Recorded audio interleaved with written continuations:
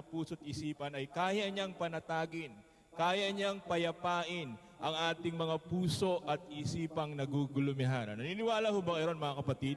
Even if you are sick right now, the Lord can make you well.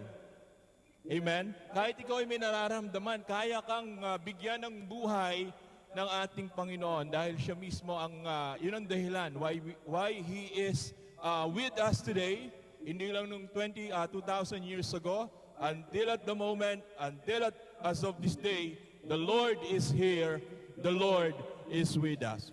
Amen po ba? Can we just give God a mighty clap offering before we continue? Hallelujah! Praise you, God. Praise you, Abba. Purihin po ang Diyos at tayo po ay patuloy na mag-aaral ng kanyang salita ngayong umagang ito. At sa lahat po ng mga nanay, Happy Mother's Day po sa inyo, ha? Pagpalain ho kayo ng Diyos na buhay. Let the spirit of Ruth be upon you this day. Yung pinag-usapan natin last Sunday, that you bilang nanay hindi nanay ng Diyos, okay, bilang nanay ng ating mga magulang, or rather ng ating mga anak, ay patuloy na manahan tayo sa bahay ng Panginoon. Dahil doon tayo kukuha ng lakas, doon tayo kukuha ng kapangyarihan, karunungan sa kanyang tahanan, dahil doon nangungusap patuloy sa atin ang Diyos na buhay. And we get to realize na tayo pala mismo ay mga tahanan din ng Diyos. Kaya purihin po ang ating Panginoon ngayong umagang ito. And let's continue to study the Word of God this morning. And let's talk about the gospel of life. The gospel of life. Okay? So if you have your Bible, I'm asking you to get your Bible at buksan po natin sa John 6:63. Okay? John chapter 6, verse 63.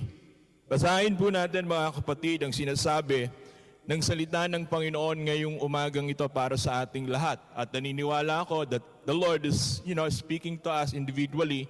Ano man yung kaso na meron tayo mga issues of life that we are having, I'd like to believe God is the one that speaks to us and will reveal to us His will and His words and His purpose for us to do. Ngayong umagang ito, mga kapatid, lahat po nang nandun na say amen in John chapter 6, verse 63. Wala pa ho kayo. Okay. Ang lahat po nang nandun na say amen. John 6:63. Sige po. Amen. Yung iba, antayin natin, ha? Okay. Antayin natin hanggang kailan ba? Pagbalik ni Lord? Or, hindi naman siguro. Anyway, hanggang anniversary na lang para, alam nyo, malapit na next week na yan. But anyway, the Lord bless us all. John 6, verse 63. Ito po sabi ni Yeshua ng ating Panginoon Kristo. It is the Spirit who gives life. The flesh profits nothing. The words that I speak to you are spirit and they are life. Let's all bow our heads and pray. Hallelujah. Purihin ka aming Panginoon, aming Adonai, ngayong umagang ito sa aming kalagitnaan. Salamat po for bringing us in your house, O Lord, to be in fellowship with you, to be in fellowship with fellow brothers and sisters in the Lord. Salamat po, Panginoon, ng marami dahil ginising mo kami. Binangon mo kami at dinako mo kami ngayong umagang ito sa lugar mo, na kung saan kami makakaranas ng kalakasan, na kung saan ay kami makakaranas ng kapayapaan at kapanatagan ng kalooban, na kung saan, Panginoon, sisigla muli patuloy ang aming spiritong naghihingalo na, Panginoon, ngayong umagang ito. At naniniwala kami na Ikaw ay nasa amin. Ikaw ay patuloy na kikilos. Ikaw ay patuloy na mangungusap sa bawat puso't isipan ng iyong mga anak na narito sa kalagitnaang ito. At naniniwala kami, Panginoon, ang iyong banal na spirito ay patuloy na maghahari, patuloy na palalakasin ang aming pananampalataya sa mamagitan ng iyong salita na may buhay, Panginoon. Patuloy na pagyayamanin, Panginoon, ang aming mga spirito at aming mga relasyon na meron kami sa iyo ngayong umagang ito.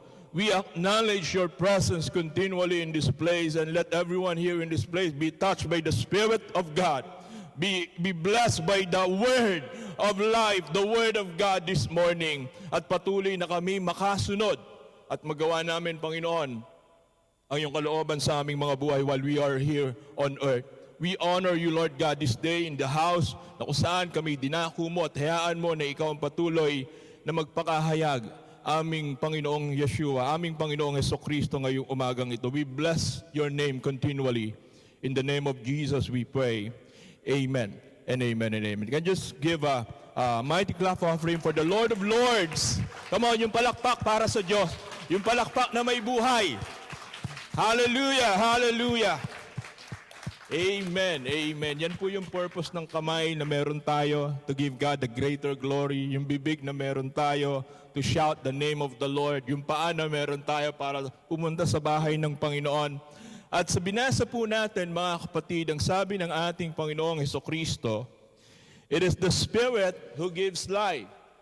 The flesh profits nothing. The words that I speak to you, ang sabi ni Jesus, are spirit and they are life. So what we are hearing this morning or reading this morning is about life. Sabihin nga natin, life. Yung malakas, yung may buhay. Life. Sige pa, yung may buhay. Life. Yan ang meron ka. Yan ang meron tayo bilang mga mananampalataya ni Kristo. That's why we are here to study the Word of God, because the Word of God is the Word of life. Every time na ang ating mga spirito at kaluluwa ay nanghihina, every time tayo ay nawawala sa ating Panginoon o nalalayo na lang siguro sa ating Panginoon at binasa mo ang Kanyang salita, niyakap mo ang Kanyang salita, nabubuhayan tayo ng loob.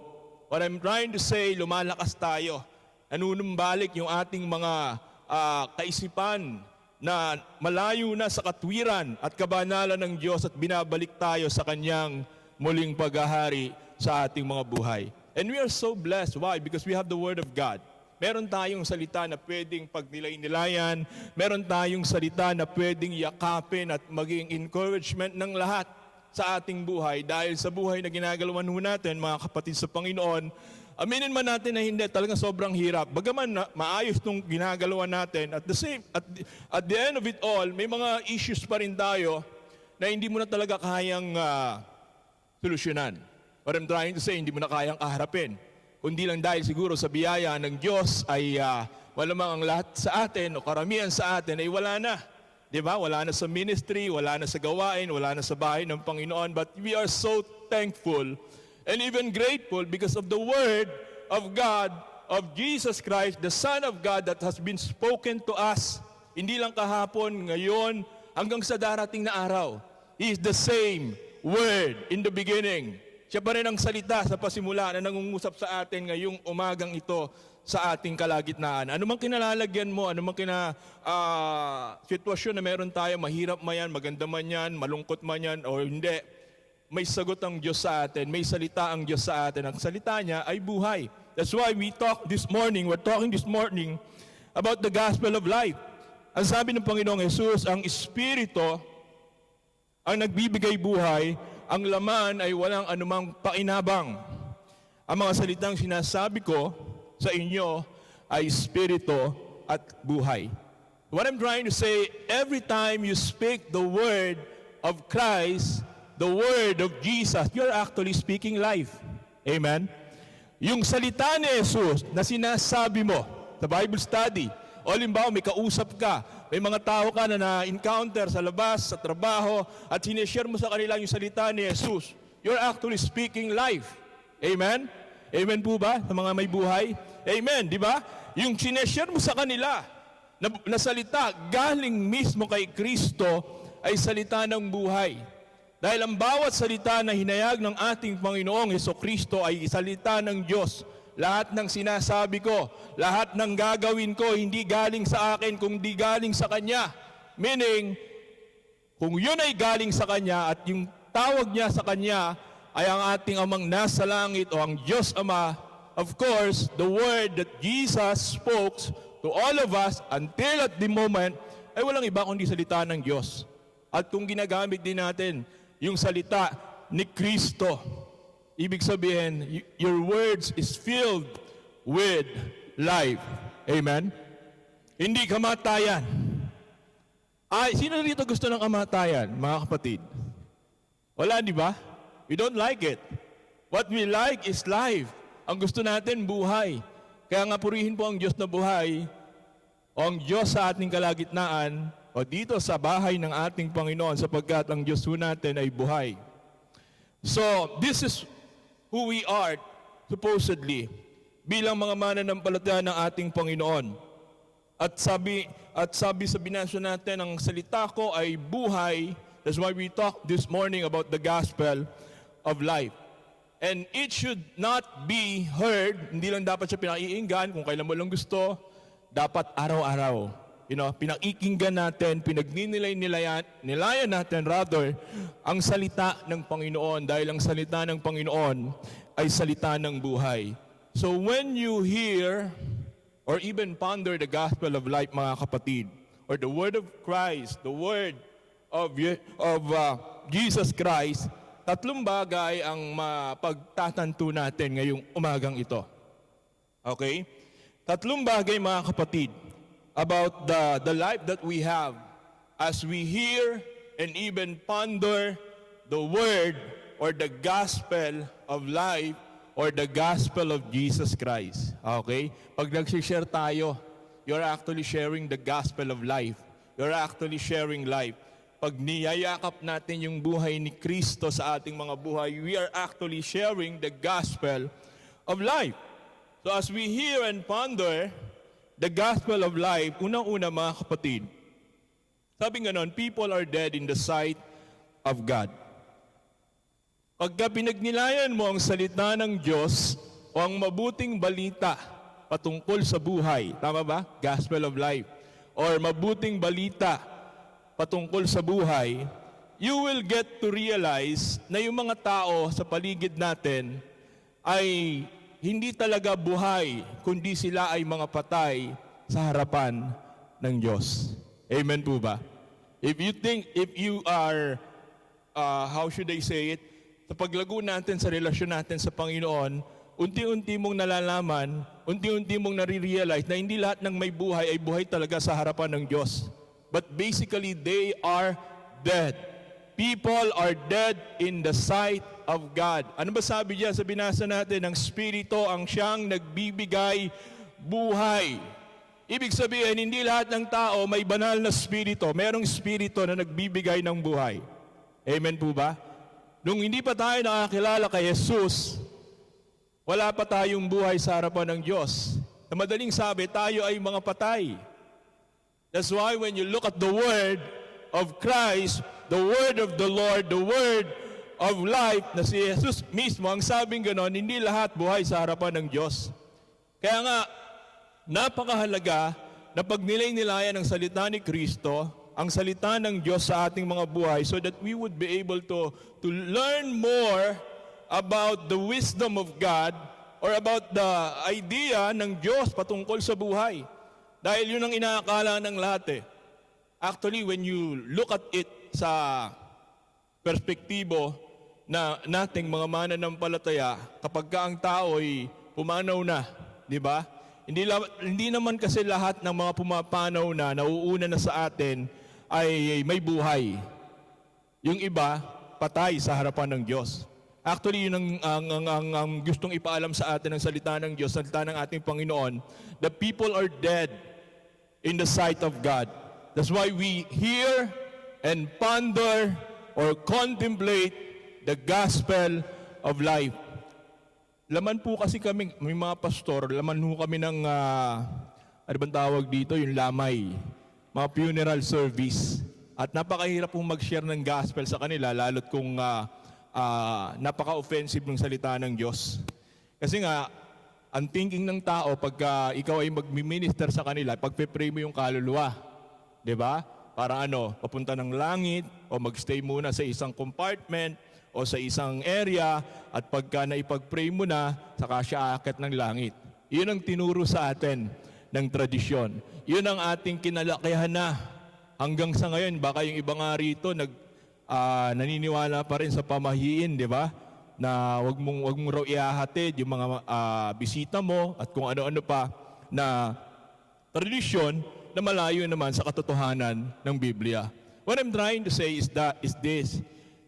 Pagka nag-minister ka, pag tinignan mo yung tao sa kabaong, sa kanyang ataol, dalawa lang naman ang faith, F-A-T-E. It's either he is alive or it's either he or she is dead.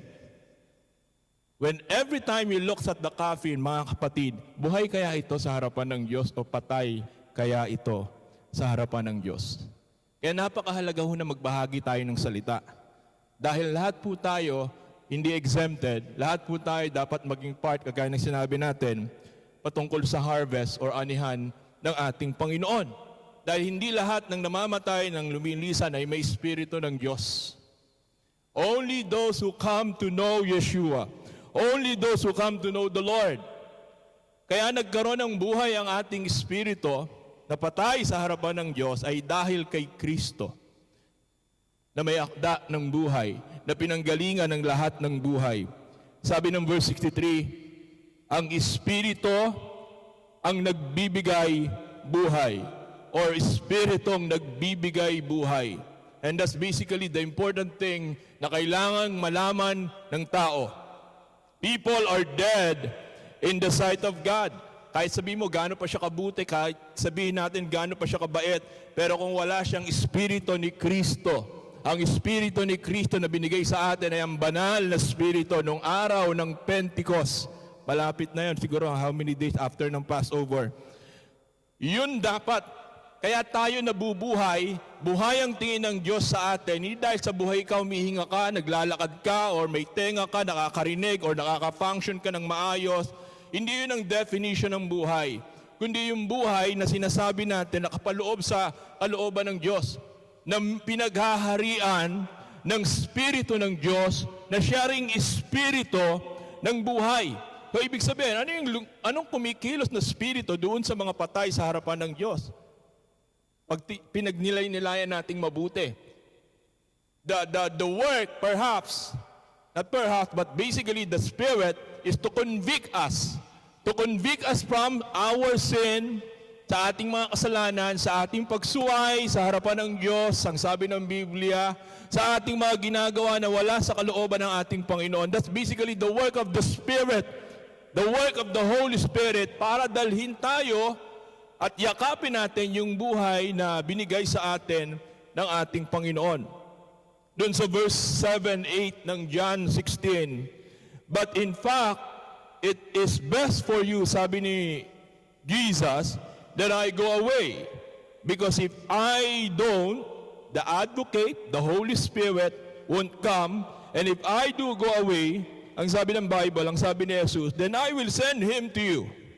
And when He comes, He will convict the world of its sin, and of God's righteousness, and of the coming judgment. Yun daw magiging trabaho ng banal na Espiritu sa mga taong patay sa harapan ng Diyos, to convict us, to convict people who are away from the presence of God. Even kahit naman din tayo minsan or madalas na nalalayo sa Panginoon, yun ang trabaho niya sa atin eh. Usigin tayo sa mali. Ang problema kasi, ang tigas na ng puso natin.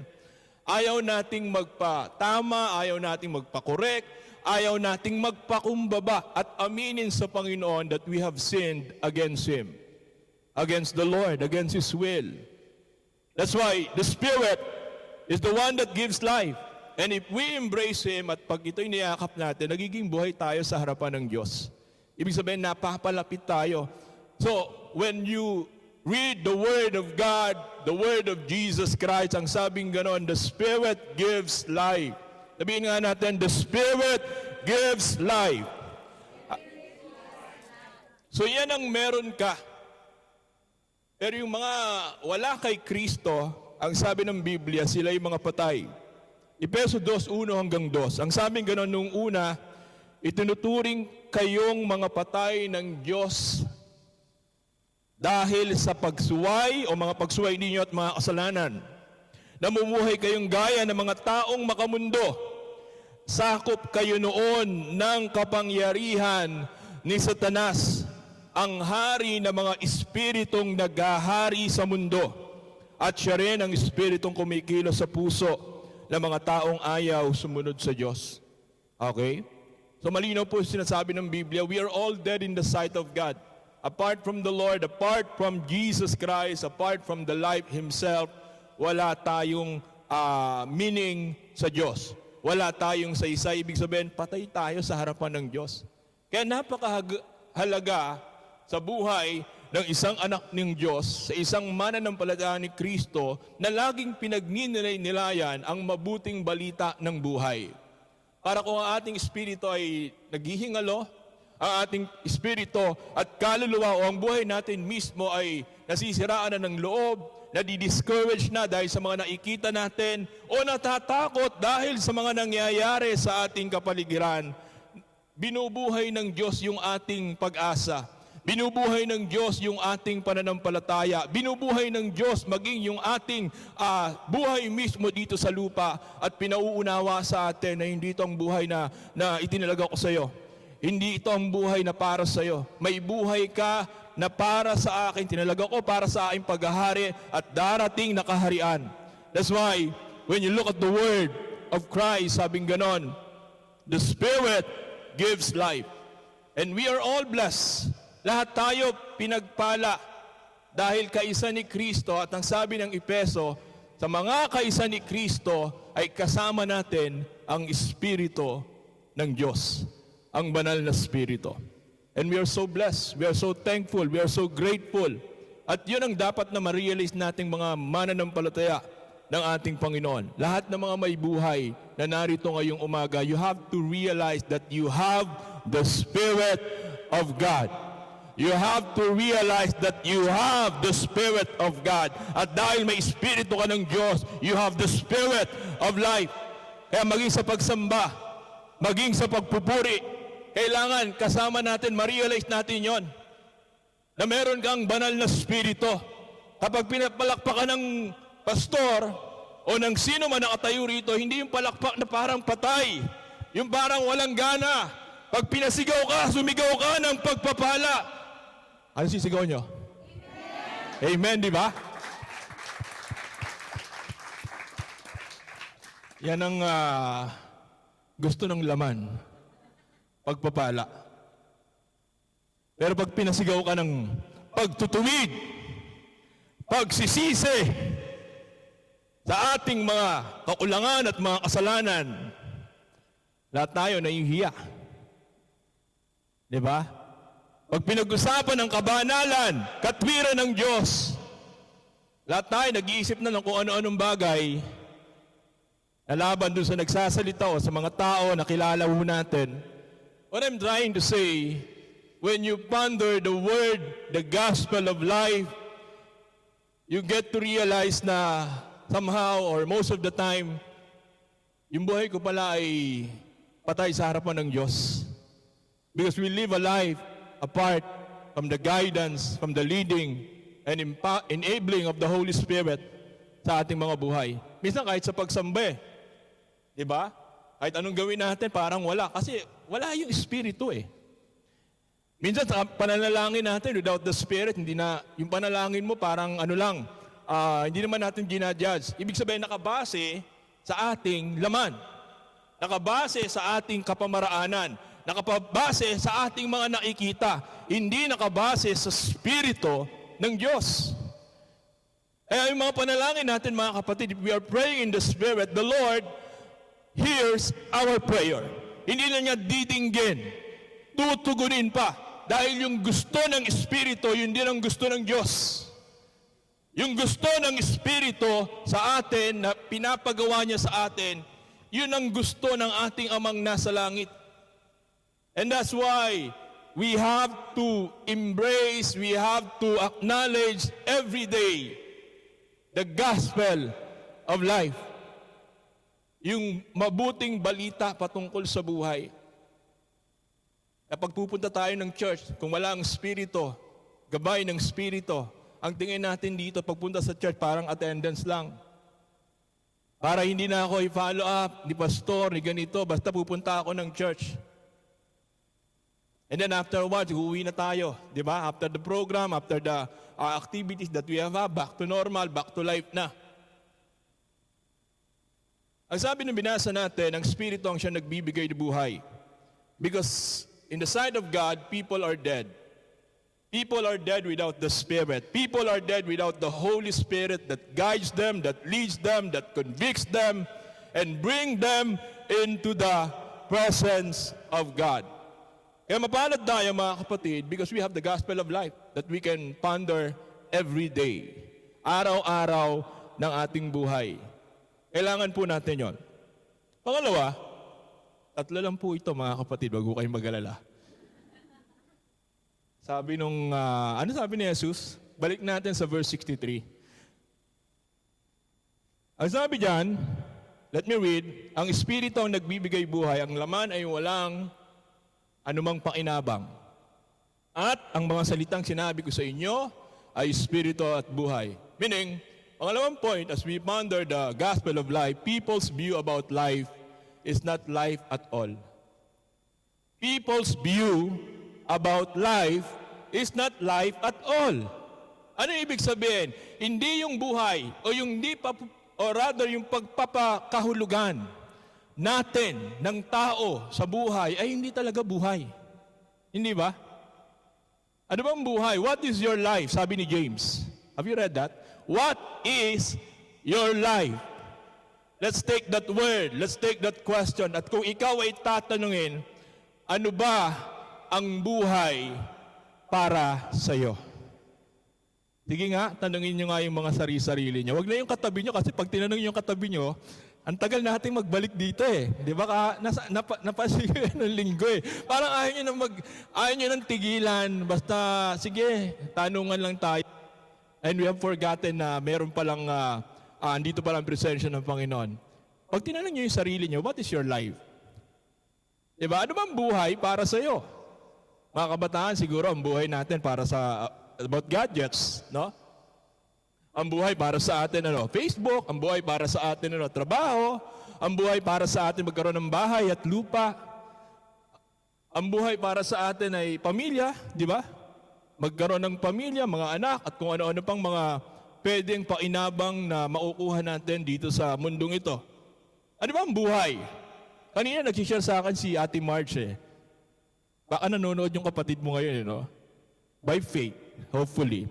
Sinashare na sa akin yung kapatid niya na may karamdaman. Tinek siya and everything. Wala namang problema sa mga vital organs niya except lang doon sa tuhod niya. Sabing ganon. Gusto kasing niyang padalawin sa akin. Wala namang problema nun. Basta okay, pumayag naman. Hopefully pumayag, di ba? Let's pray by faith na makapag-minister sa kanya. So, kine-check siya nila laboratory, sabing gano'n, as far as, yung na-share sa akin, wala talagang makita except lang dun sa kanyang tuhod na may problema. The rest are actually okay. At hindi rin niya maintindihan, ako rin hindi ko rin maintindihan bakit gano'n, dahil hindi naman akong gumawa sa kanya. Unang-una, hindi ko naman alam yung buhay niya, tanging si Lord lang nakakaalam.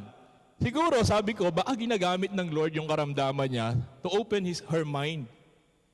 To open her mind that the life that she had right now is not the life that she defined. Kasi sabi niya, maganda naman pastor, yung may trabaho, kumikita, mga anak niya, napagtapos niya ng mga engineer. Di ba? So, sabi ko, siguro baka ginagamit talaga ng Panginoon. Hindi mo muna dapat ipanalangin na gumaling kasi nga, ginagamit ng Lord yung karamdaman to open our eyes, to open our minds and our hearts towards the life na sinasabi ng ating Panginoong Jesucristo. Hayaan muna natin pag-pray until sa time kung luluobin ng Diyos na magka-niig kami at makapag-minister sa Kanya, so be it, and let the life Yeshua, the Lord Himself, Jesus Christ, is telling us be upon her and her family and her household. Amen po ba? That's the definition of life ng tao. It's all about me. It's all about my family. It's all about my happiness. It's all about my dreams. It's all about traveling, trading, sabi ni James. Sige, magsaya ka. Mag-travel ka. Sige, mag-trade ka. Mag-negosyo ka. Walang problema. But I want you to understand that life is short. Very, very short. Parang gaya ng isang hamog. Makikita mo ngayon. You get to see me. You get to see your neighbor. Pwede mo siyang hindi na makita bukas. O parang kami. Mamaya, flight na namin going back to Manila. Pero sa live, baka magkakita-kita ho tayo o sa Facebook. What I'm trying to say is this. This is not the definition of life. Yun kasi, ang definition ng tao sa panahon natin, unang-una ang tawag ko rito, likes of many. The likes of many is the definition of life ng tao. Siyempre, uso ang social media, uso ang YouTube, uso ang mga reels, kung ano-ano pa. Siyempre, pag maraming likes, di ba? Yun ang gusto eh. Gusto natin, tanggapin tayo ng tao. Sino bang ayaw? That's the definition of life at the moment. The likes of many. Pangalawa, the love of money. Siyempre, pag maraming like, marami kang kita, somehow. But that's not, ano sabi ni Jesus? Ang laman ay walang anumang pakinabang. This is the cry of our flesh. Kaya pag nananambahan tayo sa Panginoon na Espiritu, at kung ang pananambahan natin ay sa uri at kapamaraanan ng ating nalalaman at hindi sinasabi ng Banal na Espiritu, gabay ng Banal na Espiritu sa magitan ng salita ng Diyos, lahat ng pagsamba at papuri na binibigay natin sa Diyos ay walang pakinabang sa Kanya. Because only the kind of praise and worship that God approves and accepts, mga kapatid, ay yung nasa Espiritu. Amen po ba? People's view about life is not life at all. Sabi ng Santiago 4:13-14, halik kayo ngayon, kayong nagsasabi ngayon, bukas ay pupunta kami sa ganito o ganong bayan, at kami ay mangangalakal doon ng 1 taon at kikita. Ito yung sinasabi ko kanina eh. Traveling, trading, there's nothing wrong with that. Gayon man ay hindi ninyo malalaman kung ano ang magaganap bukas. Ano ba ang inyong buhay? Kayo nga ay isang singaw na sa sandaling panahon ay lumilitaw at pagkatapos ay naglalaho. Okay? So basically, when you define life, it's all about you. It's all about me, my happiness, my dreams, my goals, my likes, my love, and everything about, that gives me favor or gives us favor. Yun ang definition, ano ba Tagalog definition? Pakahulugan ng tao sa buhay na meron siya. But in reality, hindi naman talaga sa kanyang buhay. Ito'y galing sa Diyos. Ito'y galing sa Panginoon. Pinagbigyan ka lang ng pagkakataon ng Diyos na mabuhay dito sa lupa, so that you would be able to understand, appreciate na merong Diyos na mapagbigay, na merong Diyos na mapagbiyaya, na merong Diyos na nagbibigay ng pagkakataon sa atin na maranasan yung presensya niya sa ating mga buhay. Kayong mga narito, tayong mga narito, mga kapatid, are recipient of that life, recipient of this word that coming from the Lord, na galing sa ating Panginoon. At ito yung nais ng Panginoon sa atin, mga kapatid, bilang mga mananampalataya ng ating Panginoong Jesucristo, that He Himself, na Siya mismo sa ating binasa kanina, ay naparito para magbigay sa atin ng buhay. I-define yung buhay natin, itama, i-correct yung buhay na meron tayo. Di ba ang tinuro sa atin, pagka sinimplify mo yung life na meron tayo, ipapanganak ka, pagkatapos mong ipanganak, mag-aaral ka ng elementarya. Kung ang tatay at nanay ay capable or able na pag-aralin ka ng high school, so be it, makapag-aral ka ng high school. At kung able pa rin, kaya pa, malakas pa, pag-aaralin ka ng college hanggang sa makatapos ka ng college. Yung iba kasi hindi na nakatapos, nagpamilya na agad. So, what I'm trying to say, natapos ka, magtatrabaho ka. Pag nagkatrabaho ka, mag-iipon ka, magkakaroon ka ng somehow savings sa buhay mo. And then mag-aasawa ka na, magpapamilya ka na, mag-aanak ka, mag-aapo ka, at mamamatay ka na. That's life. Defined by this world. Ito yung buhay na kahulugan ng mundo o pakahulugan ng mundo sa atin. Ang sabi ng Biblia, hindi ka tagalupa. Ang sabi ng Biblia, hindi ka tagamundo. Ang sabi ng Biblia, hindi ka taga rito. Dapat yung definisyon ng buhay mo at buhay ko ay hindi nakaayon, nakabase, sinasabi ng mundo na mawawala din lahat. Eventually, heavens and earth will pass away. The life, said Yeshua, Jesus Christ Himself. Sabi ng, ba sinabi? Matthew 4 o 24, kung di ako nagkakamali. Heavens and earth will pass away, but my words is here to stay. Meaning, yung buhay mismo na nagsasalita sa atin, sabing ganon, mananatili ang aking salita kasi ang aking salita ay buhay. Ang aking salita, hindi lang siya buhay, kundi walang hanggang buhay. At dahil niyayakap natin to every day in our lives, pinagninilay-nilayan, pinag-iisipan, niyayakap, nabubuhay tayo. Kahit may karamdaman ka, nabubuhay ka pa rin. Kahit may pinagdadaanan ka, nabubuhay ka pa rin. Kahit nawawalan ka na ng pag-asa na ikita mo, nabubuhay ka pa rin. Hindi dahil sa kaya mo, kundi dahil sa salita niya na nagbibigay buhay sa ating mga buhay, sa ating mga espiritu, sa ating mga kaluluwa. The gospel, sige nga po, palakpak po muli sa Panginoon. This is the word Yeshua said, the Lord said, I spoke to you. Ang buhay hindi pa tungkol sa pagkain. Yun ang definition natin, di ba? Yakiniku, sangyupsal, mga Korea, mayroon ba dito mga may pagka Koreana or Korea, mga K-drama, di ba? Yan ang buhay ng tao eh. Tabihoday, yun ba yung mga tinuturo? Naalala ko lang kay Papa eh. Anyway, that's life. Only rice. At kung ano pa. Yan ang buhay eh. Kaya, ang problema, yun ang nagiging Diyos natin. Sabi ni Pablo, eventually, this would become your God. Instead na dapat yung Diyos na nagbigay ng buhay sa atin at bumubuhay sa atin araw-araw, nakakalimutan natin, kundi ang nasa isip natin, pagkain. Di ba? That's life. Mga mahilig mag-basketball, ball is life. Tama ba? Lahat na eh. But if you ponder the word of Jesus, you get to know what life is all about.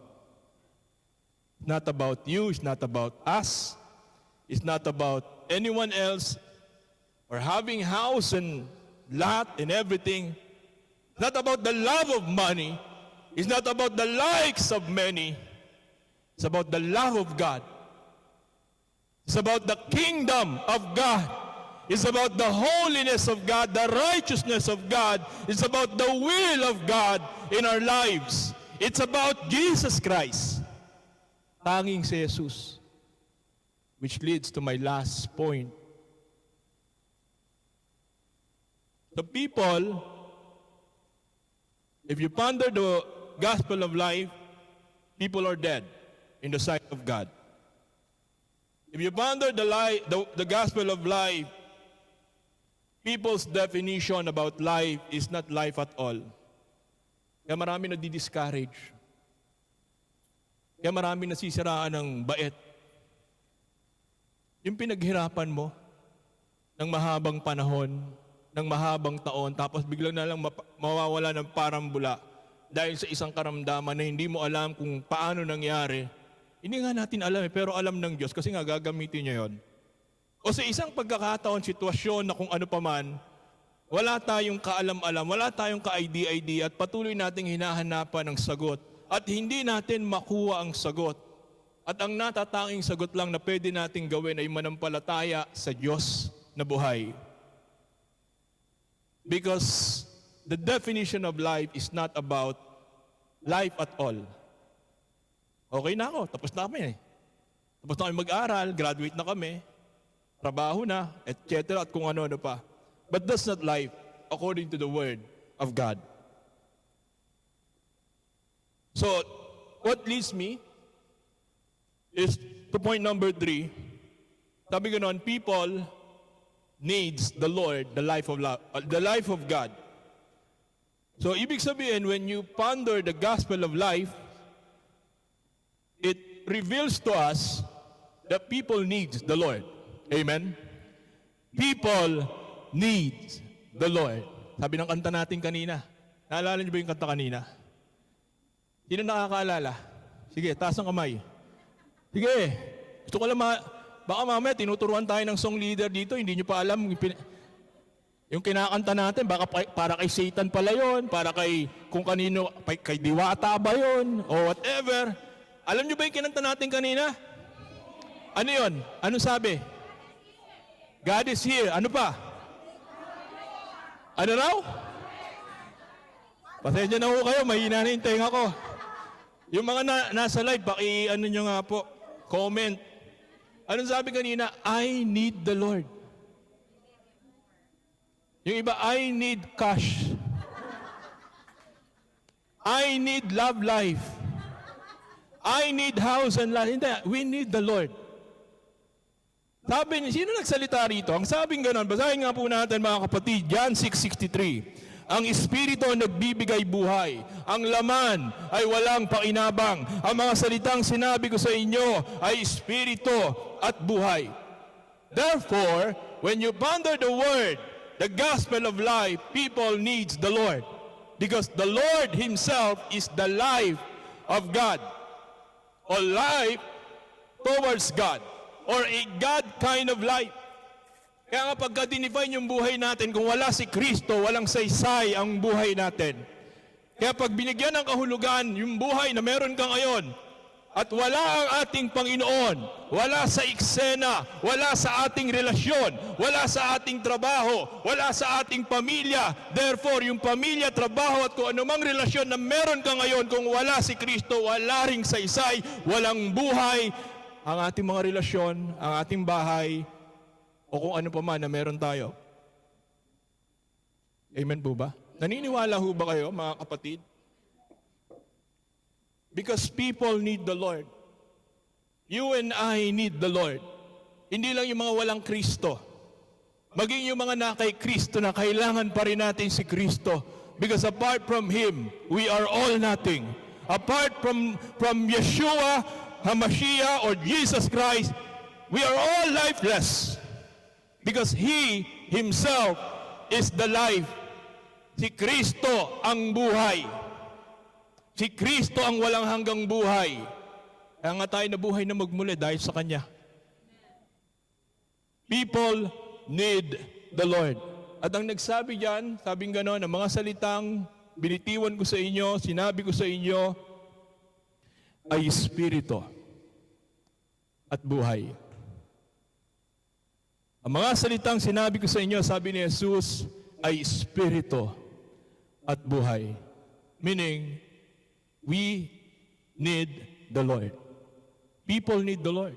Kaya pag nag-share tayo ng gospel, salang ibig sabihin nun, ng taong ito kailangan ng buhay. Pag binabasa mo yung salita ng Diyos, silang ibig sabihin nun, kung wala ang salita ng Diyos, wala tayong buhay. Because we need the Lord more than anything else here on earth. Mas higit na kailangan natin ng Diyos. Mas higit na kailangan natin ng Panginoon sa araw-araw ng ating buhay. The spoken word we have read and heard is none but Jesus. Walang iba kundi si Kristo. Bakit? Because He is the originator of life. Ang sabi ng John 1:3. Basahin natin, all things were made through Him, and without Him nothing was made. And that was made. In Him, ano sabi diyan? Was, again, sa lahat ng mga may buhay, in Him was life. Life. In Him was life. Hindi sinabi diyan, in Him was death. Ang sinabi diyan, in Him was life. Kaya kung meron kang Kristo at nabubuhay para kay Kristo, walang puwang espiritu ng kamatayan sa iyong buhay, kundi ang buhay na nanggagaling sa ating Panginoon. And that life was the light of men. That life was the light of men. Yan ang buhay mo. Yan ang liwanag natin, yung buhay ni Kristo. Hindi yung Meralco sa Pilipinas at kung ano pa man na nagbibigay liwanag. Hindi yung mga patay sindi na ilaw na eventually mapupundi. But Jesus Himself. He is the originator of life. Kahit yung mga anghel galing sa Kanya. Lahat ng iniisip mo, lahat ng mga nakikita mo, may pinanggalingan yan na may buhay at yan ay walang iba kundi si Jesus. He is the bringer of abundant life. Bakit natin kailangan si Kristo? Bakit natin kailangan si Adonai, ang Panginoon? Because He is the originator of life and He is the bringer of abundant life. John 10:10, I have come so that you may, what? Have life. I have come, the devil, or rather the thief. Di ba kasi yun ang trabaho ng kaaway magnakaw. To steal, to kill, and to destroy.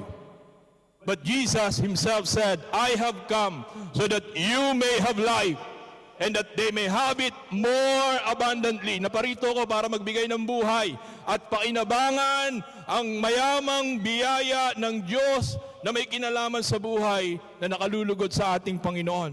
He is the bringer of abundant life. Jesus Himself, wala nang iba.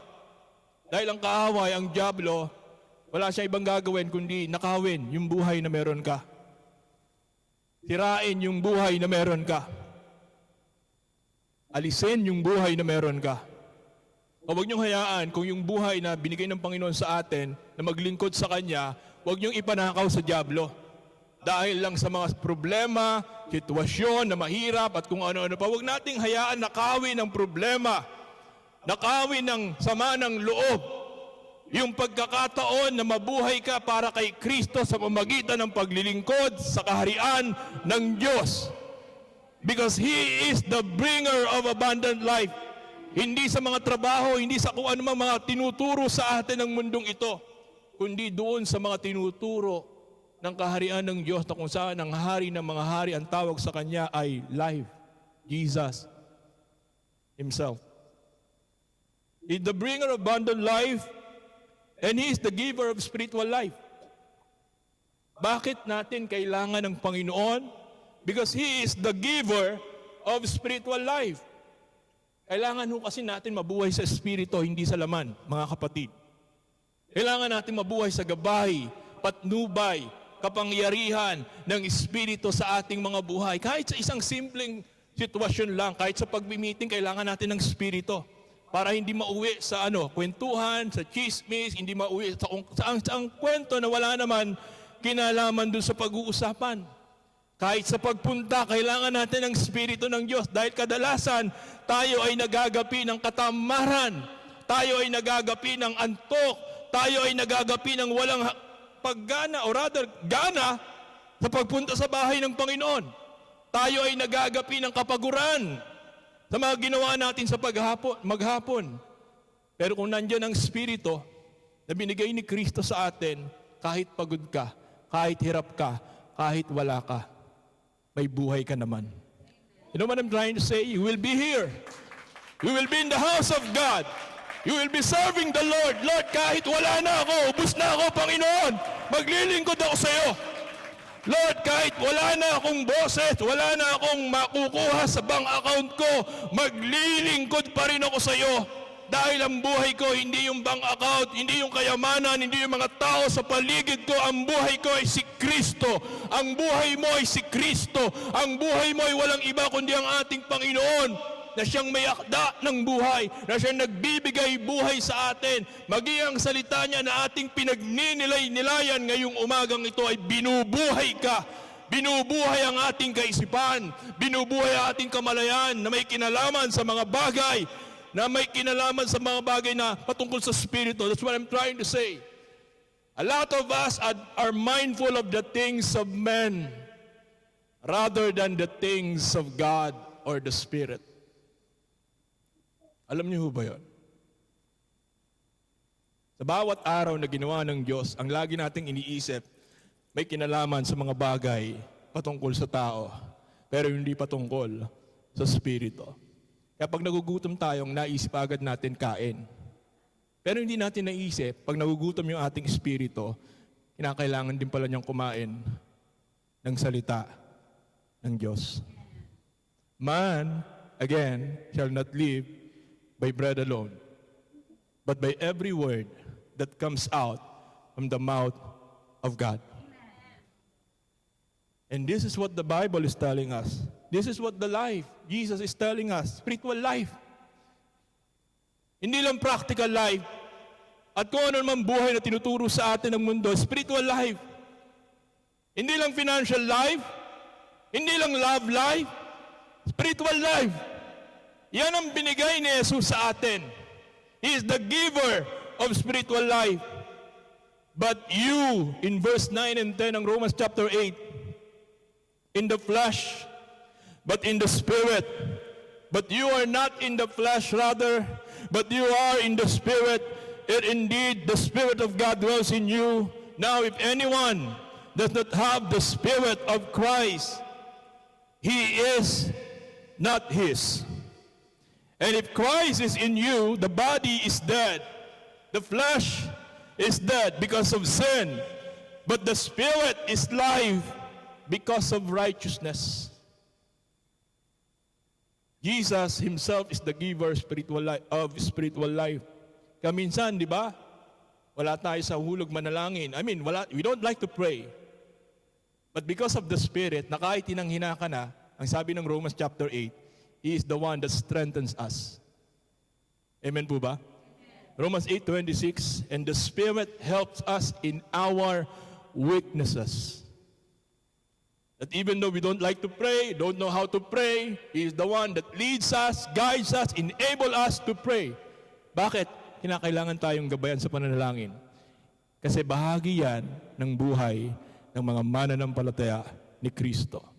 Maipag-ugnay sa Diyos, tumawag sa Diyos, dumulog sa Diyos, lumapit sa Diyos, yakapin ng Diyos. That's our life. Why? We need the Lord because He is the giver of spiritual life. If spiritual life, He is the word of life at the same time. His word is life. Sabi ng 1 John 1:1. We proclaim to you the one who existed from the beginning, whom we heard and seen. We saw him with our own eyes and touched him with our own hands. Sabi ni John, yung cousin ni Jesus, He is the word of life. Yung nakita namin at saksihan namin, nagpagaling, bumuhay ng patay, nagturo sa amin doon sa Mount of Olives and other mounts na pinuntahan ng Panginoon. We saw Him, we witnessed Him, and we believe He is the Word of life. Siya ang salita ng buhay. Si Yesu Kristo. He is the Word of life. We need Him. We need the Lord. He is the life to please God. Another thing, why we need the Lord. People need the Lord because He is the life to please God. Walang sinong pwede makapag-please, makapagpasaya sa Diyos, maliban na lamang kung ikaw ay may buhay ni Kristo. At niyayakap yung buhay na yon. Kahit anong pilit natin gawing lumapit sa Diyos, hindi natin mapapasaya. Hindi tayo tatanggapin ng Diyos unless we have the life. And that life is Jesus. Matthew 17 verse 5. Behold,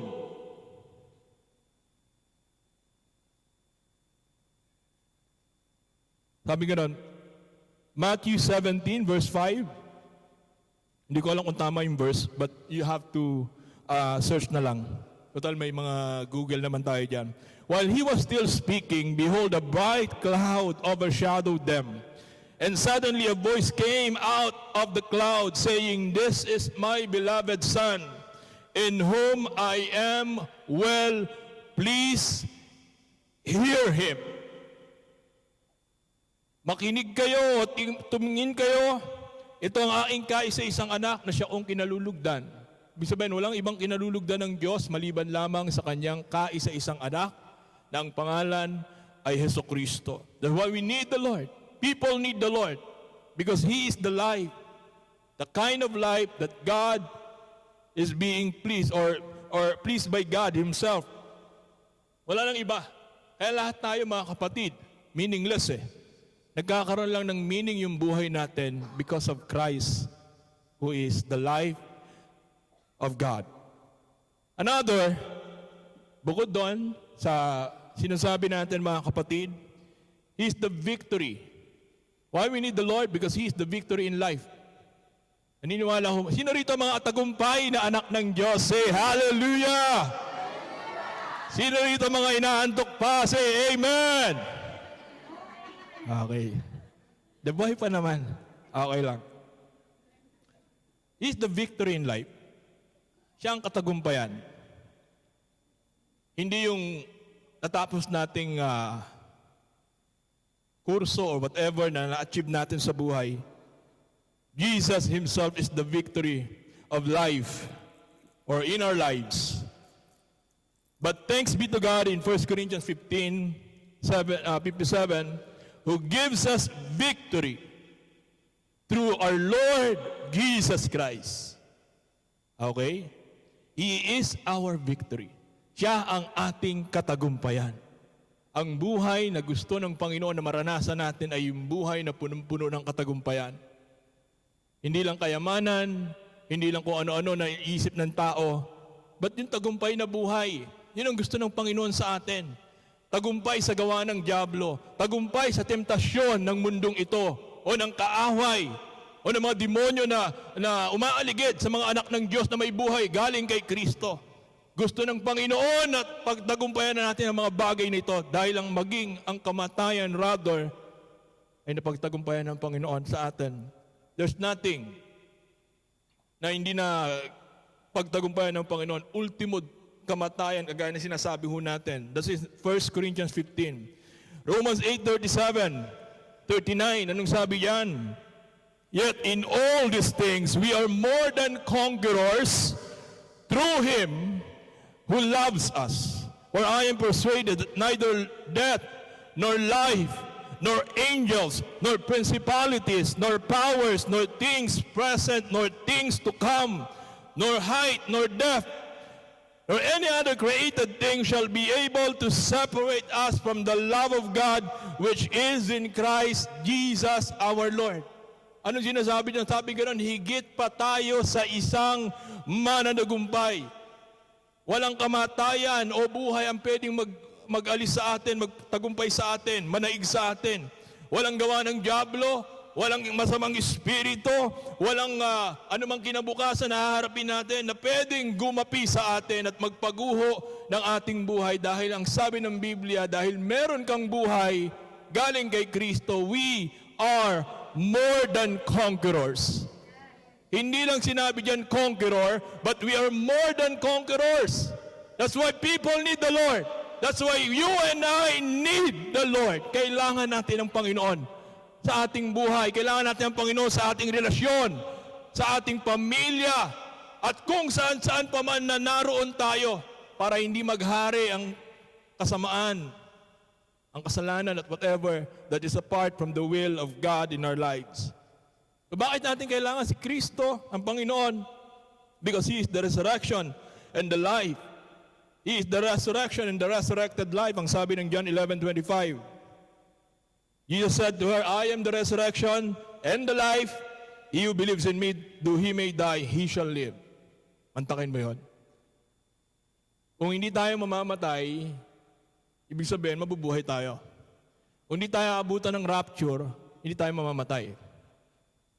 Kung mamatay man tayo, bubuhayin ka na magmuli ng Panginoon. That's the promise. Diba? Huwag lang natin isipin, pagpapalain ako ng Lord. Kundi isipin natin na dahil kay Lord, dahil sa Panginoon, may buhay tayo. Kahit walang pagpapala, ang importante may buhay tayo. Kahit walang ganito, kulang tayo sa ganyan, ang importante may buhay tayo. Yun ang mahalaga sa Panginoon. Yun ang mahalaga sa may akda ng buhay na nagpahiram at nagbigay sa atin. John 5:24, most assuredly I say to you, I'm sorry, 11:25, nabasa ko, at panghuli, the eternal life. Bakit natin kailangan si Kristo? Ng tao si Kristo because He is Himself is the eternal life. Hebrews 5:9, and having been perfected, He became the author of eternal salvation to all who obey Him. John 5:24, most assuredly I say to you, he who hears my words and believe in Him who sent him had everlasting life. Everlasting life, and shall not come into judgment, but has passed from death to life. Sabi ni Daniel, dalawang kahinat ng tao, yung isa walang hanggang kamatayan at yung isa walang hanggang buhay.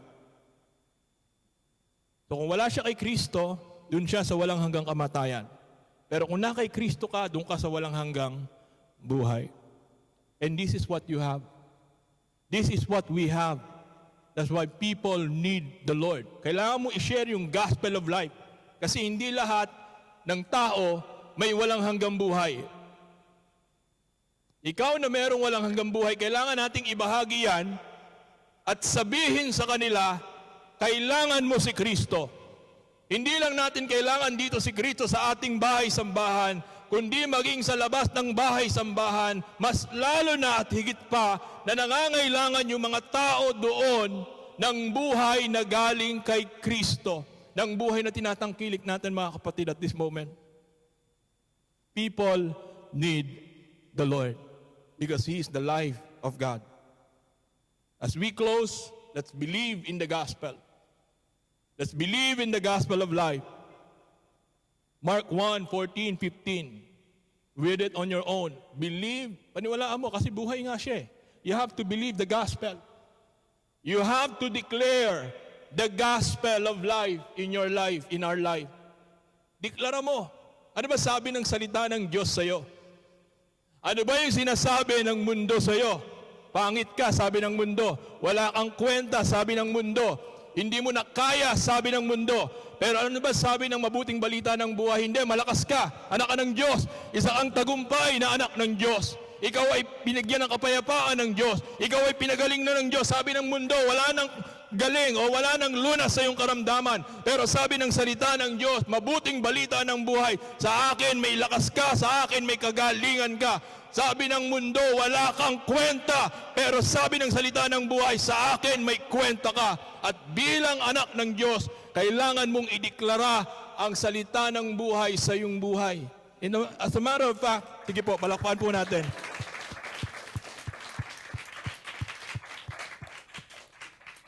Isa sa translation ng Biblia, ang tawag ay salita ng buhay. At dahil salita siya ng buhay, let's declare the gospel of life. Mas maganda rin i-deklara natin yon. Sa mundo, wala ang kapayapaan, but in the gospel of life, you will have. John 6:63, 1 Corinthians 15:1 and 2, and 2 Timothy chapter 4, verse 2. Declare the gospel and live the gospel. Of course, dapat ipamuhay natin ang kanyang salita, ang kanyang mabuting balita. Mark 10:29-30, di tayo magtatapos mga kapatid. So Jesus answered and said, assuredly I say to you, there is no one has left house or brothers or sisters or father or mother or wife or children or lands for my sake and the gospels, who shall not receive 100-fold now in this time, houses and brothers and sisters and mothers and children and lands with persecution, and in the age to come, or even in eternal life. Anong sabing ganon? Wala raw yung mga kinalimutan, yung kanilang mga buhay dito sa lupa. For my sake, and for the gospel sake, sabing ganon ay tatanggap ng higit pa sa mga nawala sa kanila. Nawalan ka ng pamilya, nawalan ka ng ari-arian, nawalan ka ng lahat sa iyo. Gaya ni Job. He lost everything. He lost his household, he lost his family, or even his life. Pero dahil nanatili sa Panginoon, ibinalik ng Diyos ang lahat ng nawala sa kanya, siksik, liglig, at nag-uumapaw na buhay. And that is basically what the Lord wants us all to experience. If we live the gospel, if we declare the gospel, and if we believe continually the gospel. This is the gospel of life. Sabi ni Jesus, sa kanyang binasa o sa ating binasa, the Spirit is the one that gives life. Our flesh, our body, profits nothing. But the Word, Jesus the life, have said, is Spirit, and at the same time, it is life. I speak life to you this morning. I speak life to you this day. Sa mga nanonood sa atin, I speak life in your household. I renounce the spirit of death in this place, in this house, where God has been placed all of us. Espiritu ng buhay, maghari sa ating kalagitnaan. Ngayong umagang ito, sa ating patuloy na pakikipagniig sa Panginoon, hayaan natin na patuloy na yakapin yung salita ng buhay sa ating lahat. Can we just bow our heads and be in the spirit of prayer? Hallelujah. Purihin ka, O Diyos. Purihin ka, aming Aba. We just want to thank you and bless you today for the message that we have heard in this place. Salamat, Panginoon. Sabi ng salita ng Panginoon, ang Espiritu ang siya nagbibigay buhay. Ang laman ay walang pakinabang. Kaya't sinasabi ko sa inyo, lahat ng mga sinalita ko ay Espiritu at buhay. Let's claim that word. Let's declare that word. And what is the word of Christ in your life this morning? Ano ba sinasabi ng Panginoon sa iyo, kapatid? That would enrich our faith. That would revive our soul and our spirit. Ako ang buhay. Ako ang iyong kalakasan. Ako ang iyong kapayapaan. Ako ang iyong kapanatagan ng kalooban. Ako ang suma sa iyo. Kasama mo ngayong umagang ito. He is with us. The life of God is with us in this place. The Spirit of life, the Holy Spirit is in you. Walang puwang ang kamatayan, nag-spirit ng kamatayan. Walang puwang ang takot. Walang puwang ang pangamba. Walang puwang anumang mga bagay na gumugulo sa atin dahil you have the life of God. And that life is Jesus. And that life is the Lord. Kaya ngayong umagang ito, Panginoon, patuloy kami nagpapasalamat sa iyo. Patuloy ka naming itinataas sa aming buhay. Hindi ang buhay namin na meron kami, kundi yung buhay na binigay niyo po sa amin. Hindi yung buhay na kapaloob sa sistema ng mundong ito, kundi yung buhay na pinaghaharian ng Diyos, pinaghaharian ng hari ng mga hari at Panginoon ng mga Panginoon. Hindi yung buhay na gusto namin, kundi yung buhay na gusto ng aming amang nasa langit upang siya'y patuloy naming mabigyan ng kalwalhatian, upang siya'y patuloy naming mabigyan ng kaluguran sa maikling buhay na meron kami dito sa lupa. Let the life of God through Jesus Christ continue to manifest in our lives, O Lord. Our prayer this day, maghari ka, Panginoon. Maghari ang iyong buhay. Maghari ang iyong kalakasan. Maghari, Panginoon, ang kalooban mo sa bawat isa dahil ito yung nais mo para sa amin. Hindi lang ngayong araw na ito, kundi sa bawat araw na kami ibabangon mo, sa bawat araw na kami gigisingin mo, sa bawat araw na kami bibigyan mo ng panibagong biyaya, ay mabuhay kami para sa iyo. In Him we move, in Him we live, in Him we have our being, and this is the Word of God in our lives. Hindi ka para sa diablo, hindi ka para sa mundong ito, para ka sa Diyos, para ka sa Panginoon, para kami sa iyo, O Lord. Kaya ngayong umagang ito, patuloy po naming iniaalay ang aming buhay sa iyo, ang aming buong isip, ang aming buong puso, ang aming buong espiritu at ang aming buong kaluluwa. And let the life of God, the life that comes from the Lord, manifest in our lives, manifest in our families, manifest in our work, manifest in our relationship, manifest even in our finances, manifest even in our faith, O Lord. Maging sa pananampalataya at relasyon na meron kami, makita ang buhay na galing sa iyo, Panginoon. Ngayong umagang ito, we bless you. Ngayong umagang ito, we worship you. Ngayong umagang ito, Panginoon, we bring you all the glory for the life that you have given us ngayong sa aming mga buhay. Purihin ka, O Diyos.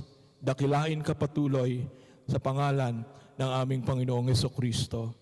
Amen and amen.